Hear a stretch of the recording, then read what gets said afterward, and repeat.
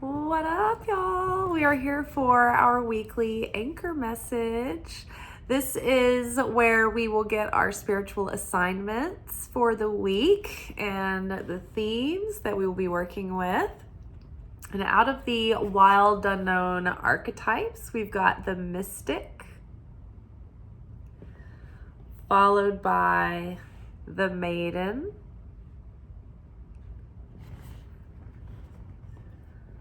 followed by the storm.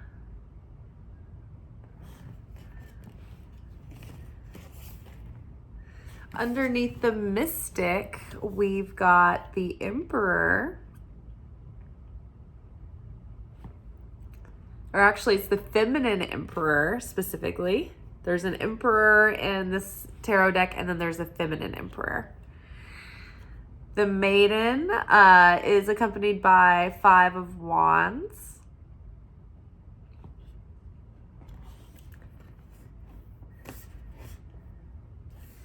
And the storm is here with the Knight of Pentacles. I love this message today. I'm going to wax rhapsodic about my insights, and then I am going to finish by reading, or I will at some point read a couple of these cards because I think they're message from the booklet. I just happened to look at them this time, and it just makes so much sense. And I'm going to give you a little preface about the meaning of this time of year, both like the solstice time and the Christmas feast of Christmas and Hanukkah. So I did share in the community tab. If you go to my channel page, there's the community tab where it has all the posts, and that's a great way to it's a great resource to use for this channel if you ever need to like go back and find like a video or a post or something, or you want to see the weekly the semi-daily readings that we do with this ongoing theme where we have our anchor message, the alchemy message, and the reflection message. Those all have photos and written posts, so you can see that in chronological order if you ever go back and you want to find something, or you want to compare something, or look at the cards laid out. So it's a nice little reference to use. Having said that, I will share additional things and resources sometimes. Recently, I posted the prayer of Bitsul, which was the prayer of the poor, which is like a prayer of self-emptying. It's very powerful to finish the day with it, to say it before you go to bed. And I told you guys about it, and so I put it, the thumbnail that I got from the Kabbalah Center, in my community tab recently, so you can scroll down and find that. There is also a podcast that is in video that I shared today on the community tab. That is, I made reference to it in last night's video, but it's a conversation that I love to listen to this time of year with Rob Bell, speaking to Alexander Shaya, who's a religious anthropologist, I guess you'd say, speak on the mythic power of Christmas. And he talks about the origins of the Christmas feast and the Christmas holidays and the Christmas ritual, and how it weaves in with the Celtic rituals and how they are interconnected, and the meaning and the connected meanings between those, which are, to me, it's just like, oh, it's all so marvelous. And then there is additional information about where Christmas Eve comes from and how it was taken out of the like Christian calendar several hundred years ago. But it, like in the early centuries of Christianity, there was a celebration on Christmas Eve called the Feast of Adam and Eve. And so it hints around at that. I think there's a different podcast where they talk more in depth on the meaning of that. But all in all, it's a wonderful podcast to listen to. I love listening to it this time of year. It just makes me so in awe of how everything is always tied together, how nature is always telling the story of the truth of God and the Christ and Holy Spirit and creation. And it's so interesting to me, the cosmology of it all. So I nerd out on that hardcore, but it's tied into our message today. I wondered today, because I didn't have time to do the post this morning that sets me up for tonight. I was like, maybe I'll do it tomorrow. And I was like, no, because these lessons today are so relevant to the message behind the roots of the winter holidays, the solstice, Christmas, and Hanukkah. So we know that we celebrate Christmas for the birth of Christ and all of that.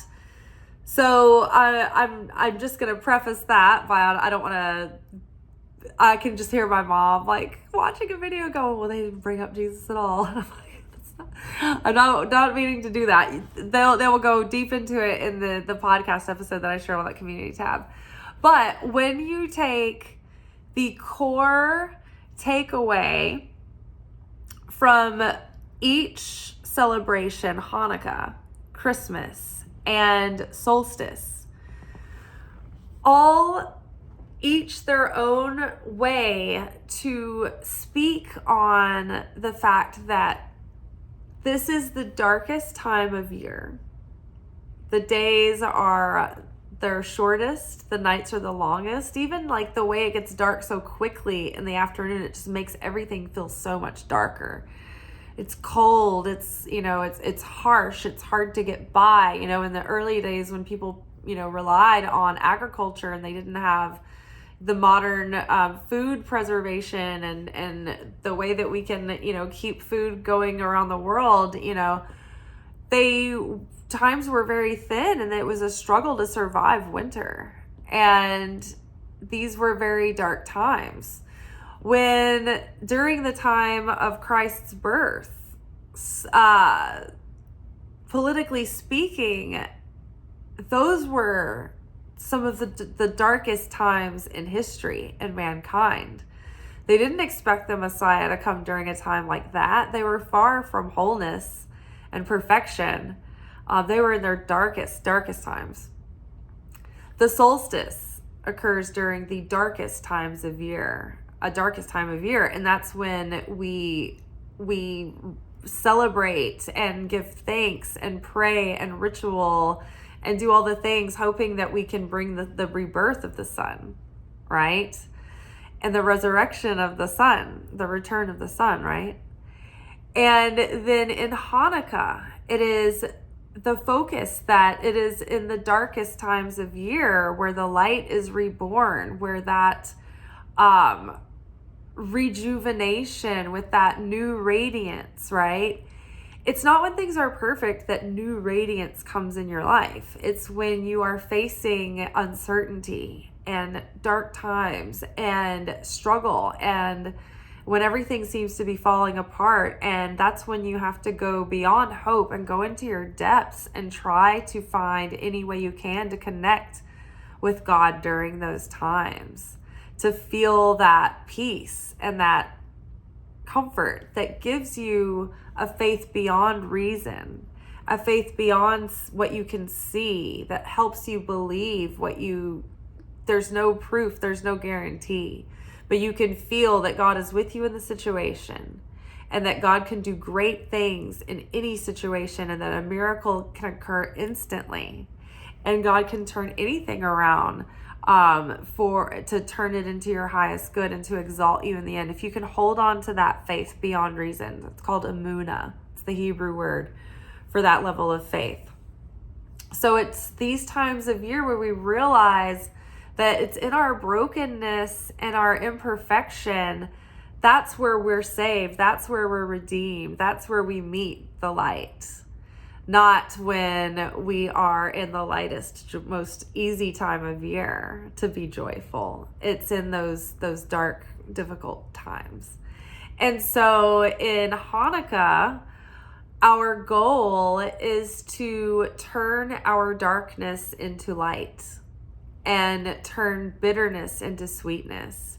And so we search ourselves in Hanukkah. Okay, what can I forgive? Who can I forgive? What can I,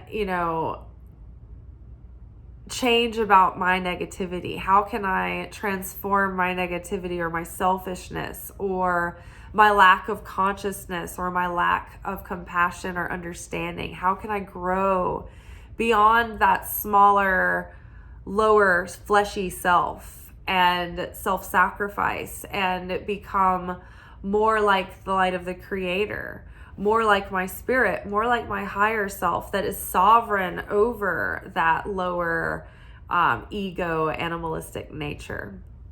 So it is in Hanukkah that we look at our lives and we say, okay, where am I in a battle? Where am I being blocked? Where do I have something that's being held from me that I think that is my destiny to have?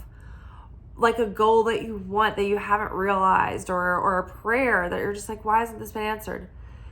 And so look at that, take that thing that you feel like you've been blocked in, or it's being held, and then also examine your life and look where your negativity is. Look where your hardest struggle is right now. Do you have strife or dissension or separation with another person in your life? Do you have like a prominent vice that is loud and clear at the moment that is causing you pain and struggle, that is affecting your life, that you need to move beyond, right? Do you have are you trying to get over like a sense of competition or jealousy or evil eye, and you just can't help it and you just keep falling back into it? Well, whatever your negativity is, it could be your lifelong tikkun struggles, right? These could be like those parts of yourself that you've battled with from day one, your on-brand, chaos for your life. So those two things, even though they don't seem related, the dreams that haven't come true and these things that we struggle with in ourselves, they actually are tied together. These things that you want, you won't be able to maintain keeping them because with those vices, with that negativity, you don't resonate with these things. And you don't have the vessel to maintain their fulfillment. And so they're being held safe in a spiritual bank account, put aside until you process and transmute this density, this rent for being here on earth. It elevates your soul to the point where you are in more alignment with that higher destiny, with this potential that you have for yourself. And so when you're starting to build affinity with your higher self or with your spirit or with your higher potential, then you can start aligning with that higher destiny. And the more we build affinity with the light, and the more we build unity, and the more we build oneness, the more we align with that flow of the Creator, of the source, of light, of God. And we open ourselves up to our blessings. But when we break affinity with God, with the light of the Creator, and we are reaching and grasping and wanting to receive for the self alone out of selfishness or self-preservation or competition, when we are trying to go for instant gratification instead of having self-control and thinking about what will give me the long-term value, what will be sustaining fulfillment, So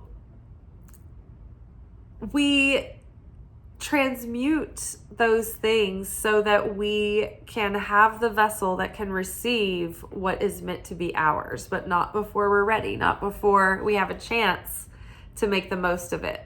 God's trying to be merciful and not give us our blessings before we can handle them, and when we would just spill them out everywhere, So we find ourselves at this time of year in self-reflection, and it's like we can turn our bitterness, which is, think about it, disappointment, sourness, sour grapes, anger that we didn't get what we wanted, you know, or our failed expectations, missed expectations, our grudges and our anger that we have against people, our petty squabbles and differences, all of those things that are creating separation are also separating us from the Creator. And that is closing off our vessel and cutting us off from our blessings.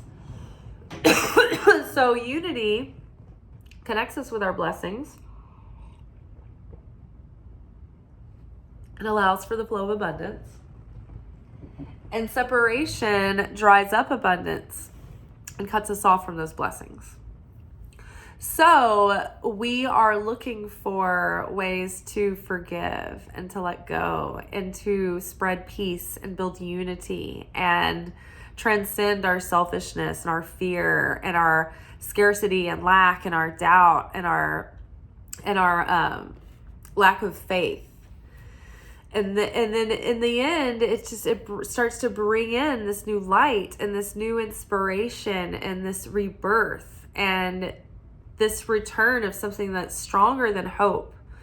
But it is that certainty in the Creator, that faith beyond reason, that faith that is believing before we ever see.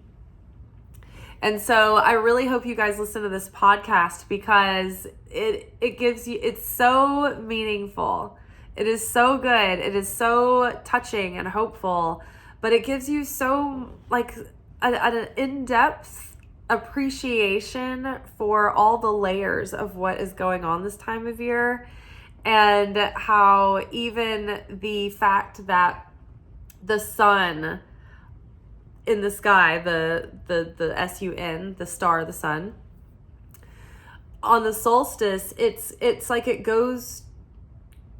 descends into darkness for 3 days when we have our shortest days. And so the ancient Celts were like, oh no, we're losing the sun. It's never coming back. We're descending into darkness. And so they would ritual every year and thinking that they were bringing the light back.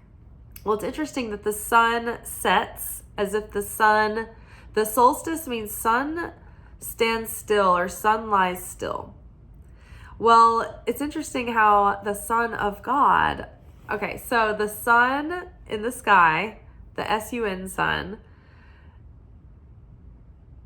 begins to grow in its light again, and the light returns. The light is reborn after 3 days. That third day after solstice, when the light is born again, that's Christmas.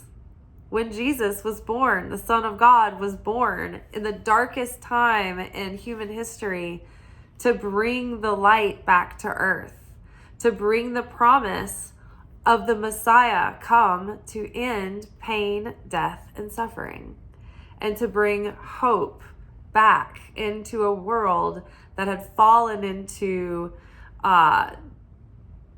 despair and disrepair, honestly, and darkness and savageness and injustice and corruption and defilement. And so the Messiah was the physical incarnation of God, the second carnation of God, right? The first incarnation of God was God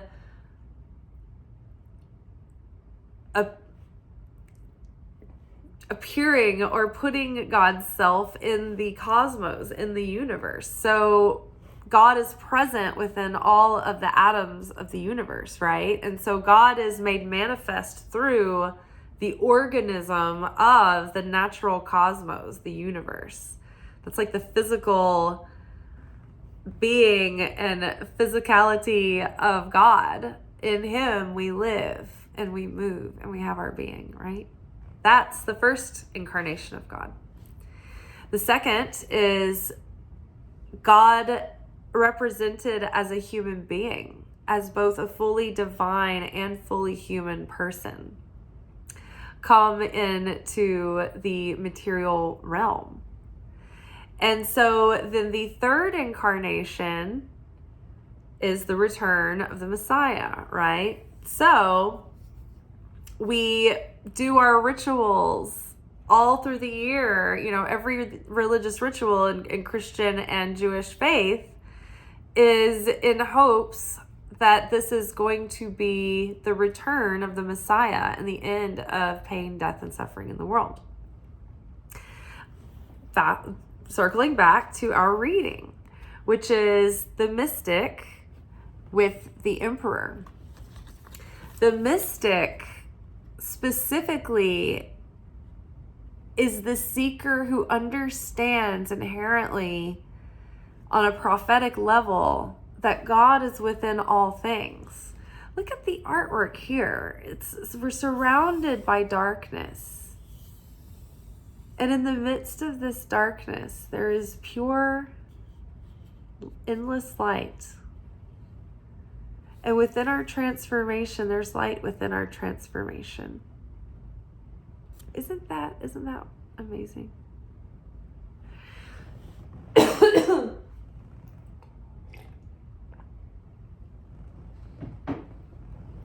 So the mystic here is this part of us that has come through a certain, length of time in the cycle and through the process and through the transformation process. And so through this transformation, it's like we have come to this enlightenment that God is really in all things, and he's with us through all things and within all things. And so it is usually in our dark times where we can feel that the most poignantly and the most sweetly, when we need it the most. And so we've gotten to a point through our process and through reflecting on our process and through reflecting recently on the 16-year karmic cycle of Pluto's transit through Capricorn. How, in Capricorn is a very stern and strict and disciplinary. Saturn is a very stern, strict teacher. And so we have, reflecting back on those times, have realized, oh my gosh, the level of transformation we've been through, and how all of that experience and that process and that the pressure of it all and the strain and the challenge, it actually shaped us and wielded us and molded us into something that we would have never been otherwise. It gave us character and depth and grit and wisdom and strength and compassion and understanding and faith and certainty beyond hope. Hope is great. Hope, we can't do anything without hope. We have to at least have hope. But when you compare hope with certainty, hope is pretty flimsy. Hope is fair weather. It's kind of fragile, but faith is stronger than hope, and certainty is more solid than faith. And each one of these is such a powerful vibration that it influences those who are not at that level. It's like it has power to influence them, to bring them up with you. So through this transformation, we've realized, we've seen the value in those dark times, which also helps to sweeten the bitterness of it. You don't bemoan what you've been through anymore. You're actually really grateful for it all. And so we've come to this point now in our understanding of this, and we now stand as this feminine emperor with like sovereignty and self-realization and self-control. And through this, it's like, and through this understanding, it's helped solidify that sovereignty and self-control, because you can see your old self wanting to go back and do those reactive behaviors and those reactive patterns, and even see your old mind going back into those loops, and then wanting to get you worked up into these emotional, sagas. And you're like, no, I don't see the value in that anymore. I see that only breeds more chaos. And I have self-control now, and I'm not getting any satisfaction off of entertaining those visions and those illusions and those delusions and all of that anymore. And instead, I'm going to stand in my sovereignty, and I'm not going to let anything rob me of my peace and fulfillment. Because the most important thing now, we know, is to maintain that affinity with the Creator, to maintain that connection. Because as long as we are in that affinity and feeling that certainty, and we are connected with the Creator, we're good, we're golden, we're safe, we're blessed. And even if we do go through challenges and storms, we know we'll come out fine. And we know it'll actually serve us in the end, so we're not afraid. Yea, though I walk through the valley of the shadow of death, I will fear no evil. Thy rod and thy staff, they comfort me. I know that you are with me. And so that gives us power and authority and sovereignty, not only over ourselves, but it gives you a higher vibration and a higher influence. Your soul radiates a higher quality of light that surrounds you, and it has influence over people. This emperor here, she has these people on strings, not because she's manipulating and controlling in a tyrannical way, but because she understands the big picture and wants to lead these people to safety, or to what's good for them, right? It's like when we walk our dogs, we're not being cruel tyrants by having them on a leash. It's for their protection, so that they have the best, experience without being in danger, right? So we keep them safe. So this leash here, this represents the fact that this character, or us, or what have you, as we align with that higher self within, we have a vibrational influence over other people and a spiritual influence over other people in a positive way. But we have to be careful that doesn't come out, it can, wherever there's light, there's darkness, right? So wherever there's something that has positive power, it can be spun in a negative way. And anywhere where there is negative power, if it is redeemed and repaired and transformed back into the light, then that is going to be even more power. So our inner work and the way that we are now showing up and embodying that work has given us a certain amount of elevated status within a soul level, but also on an energetic level within the material world as well. So it's speaking about that embodiment of the higher self and going into that up level. And we have the maiden here. Now we're reflecting in the midst of all of this about our lesser mature self, right? When you think about the trifecta of the maiden, the mother, and the crone, the maiden is the novice, the young person that is impulsive and naive. And, think about Alice in Wonderland, who follows the white rabbit down this rabbit hole and then ends up falling into like another world and going on this adventure where she gets herself into danger, right? Think about Persephone, who was lured down into the underworld and, was naive and ate the food there and then had to go back half of the year, and her mom had to negotiate to get her back. And, so that maiden within us is always like, ooh, what is this exciting danger? I want to go reach for the broken glass. Like anytime a glass breaks at work, it's so funny because I feel like, I don't know, women are instantly the ones that are want to go reach for it on the table and grab it, get it out of the way. And everybody's like, don't touch it. So it's just within us. It's we're drawn to this allure of what is in the dark shadows, what is in the mysteries, what is this danger, So we are seeing how our younger, less wise self might have been impulsive or naive. And, we see how that lesser developed part of our psyche, our ego, the flesh, that wanted to reach for instant gratification, those motives had driven us in certain directions and driven us to take certain action or make certain choices that ended up leading us into kind of chaotic, challenging situations that may have, sent us on, detours, or, maybe it was like habits that kept us small, or beliefs that held us back. Maybe we were like connected to the wrong root why we were doing things. And it's like when people go out and they pursue this career for the stature and the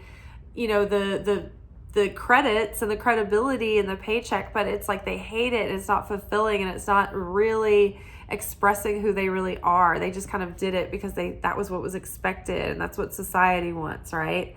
So it's like, what were your motives when you were trying to navigate life? Right? And then when you were challenged with life and you felt like life was like surrounding you and it's overwhelming, like, maybe the impulsive mistakes that you made when you were under pressure and in a panic and you were reactive.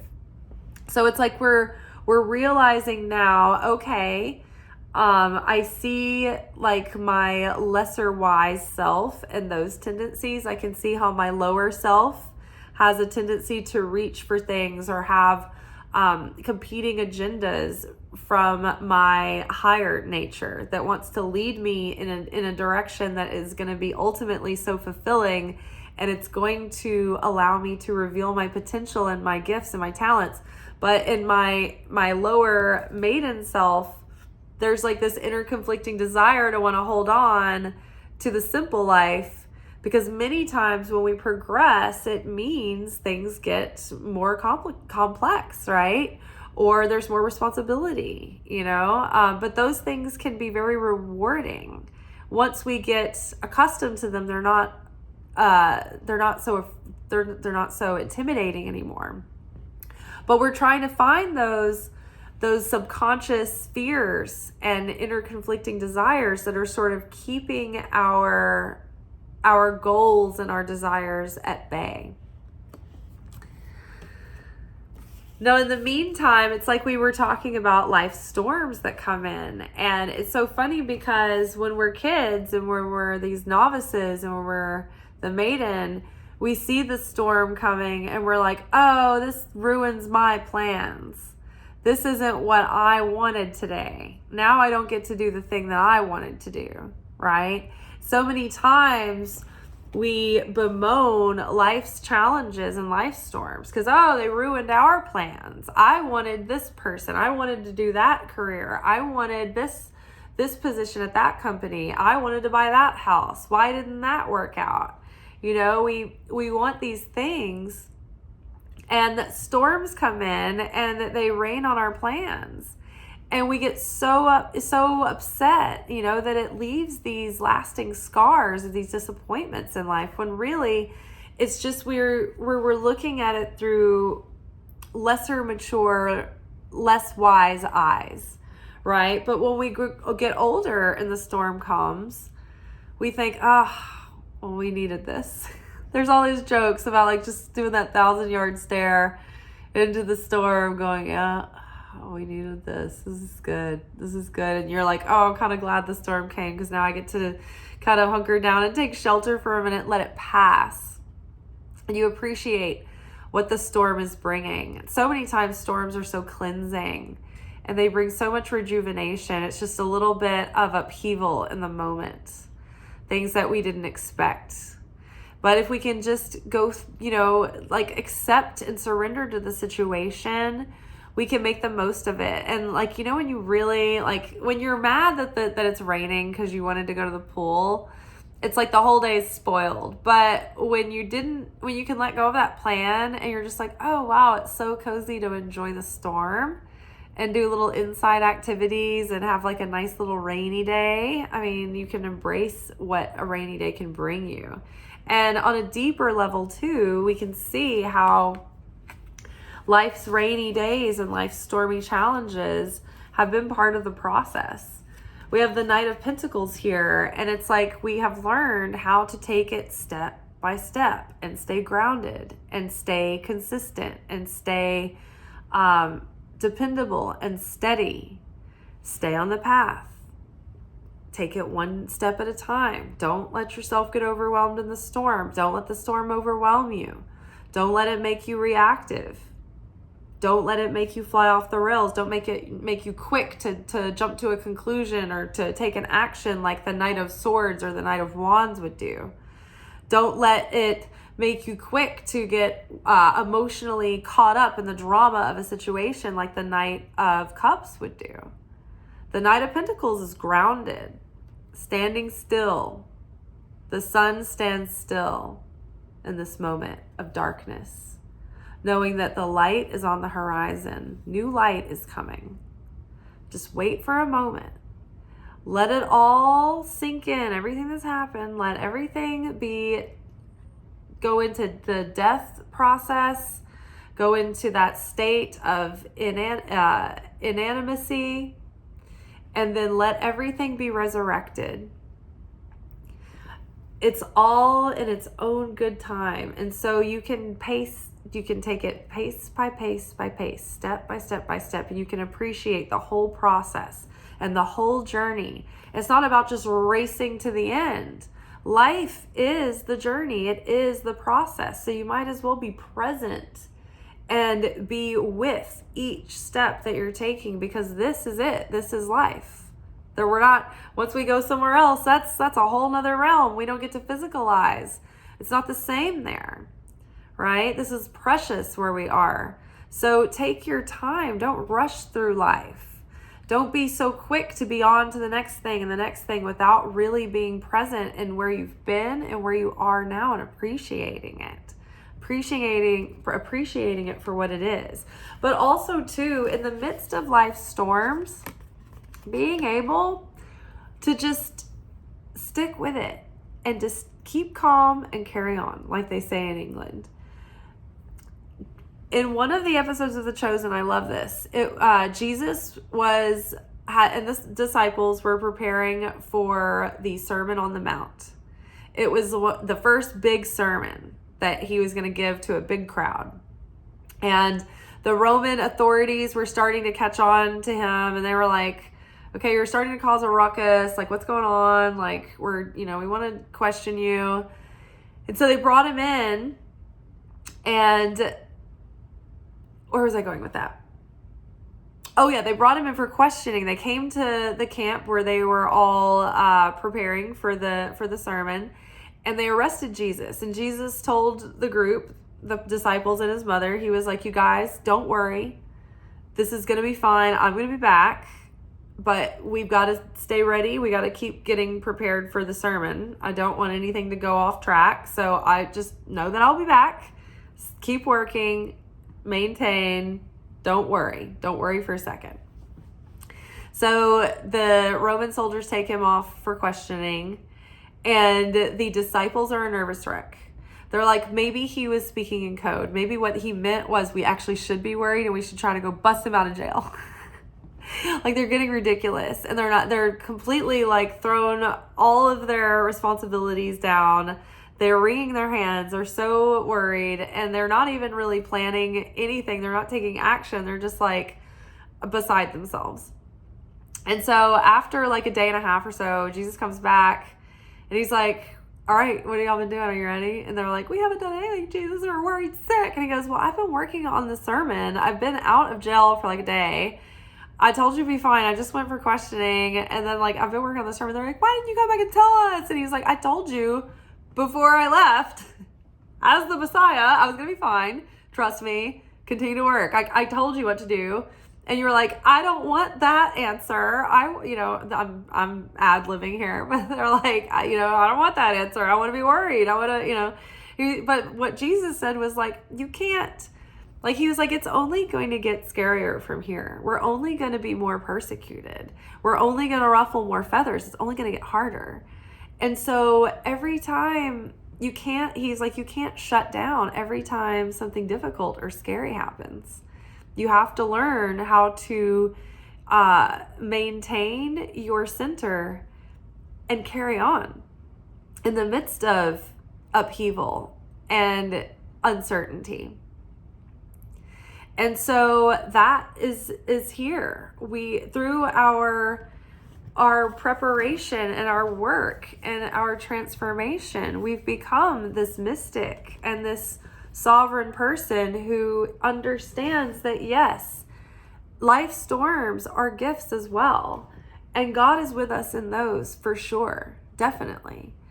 And when we know that, when we know who's in the boat, remember the story about the disciples in the boat in the storm, and they were terrified that they would be taken down, and they called on Jesus, and I think Jesus was asleep below the deck, and he was like, "What's the big deal?" They're like, "Jesus, the storm, it's awful, we're gonna sink." And he's like, "Do you know who's on the boat?" He's like, "If it's so bothering you so much, I'll stop it."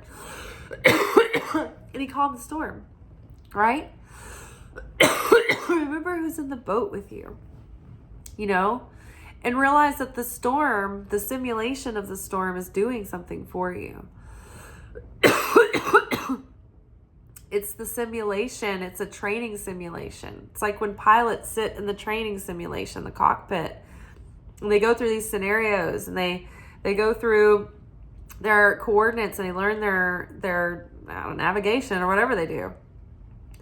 That's like life many times. And many times when we're being challenged, it's like we're being put through the simulation in a training.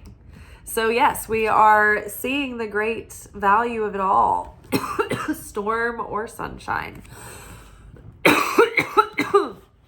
And we see through that lesser mature, lesser wise, lower nature self and that agenda to receive for the self alone, and that tendency to